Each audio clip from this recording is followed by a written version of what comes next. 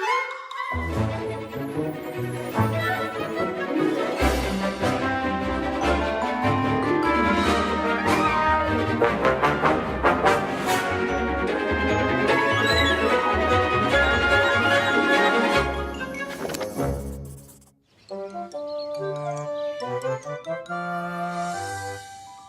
hello there.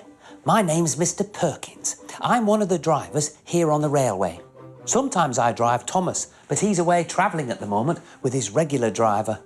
Thomas loves travelling, so does his driver. But there was a time when Thomas left his driver behind and went travelling on his own. There's a story about it in one of these books. Ah, here it is. Thomas comes to breakfast. Thomas has worked his branch line for many years.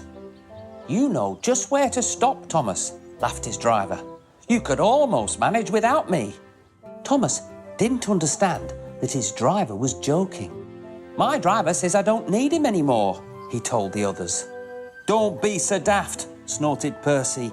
I'd never go anywhere without my driver, said Toby. Nonsense, boasted Thomas. I'm not scared. Thomas woke the next morning. His boiler was lit, but his driver hadn't come yet.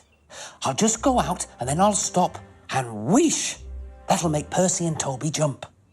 So very quietly, Thomas headed for the door. Thomas thought he was being very clever, but really he was only moving because a careless cleaner had knocked his controls. Thomas soon realised his mistake. He tried to stop, but he couldn't. The siding ended at the road.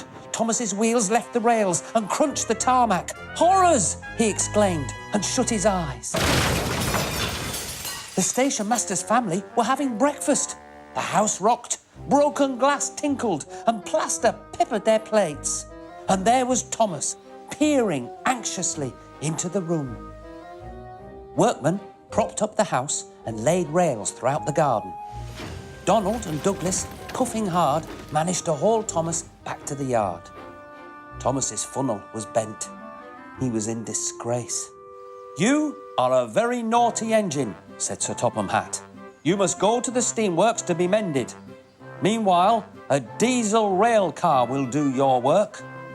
A diesel, sir? Thomas spluttered. Yes, Thomas, said Sir Topham Hatt. Diesels never gallivant off to breakfast in station masters' houses. Oh, I don't think Thomas will be going off travelling without his driver any time soon, do you? Oh, but I hope you'll come back for a story soon. Goodbye. One morning, Henry was told to take some workmen to a tunnel which was blocked.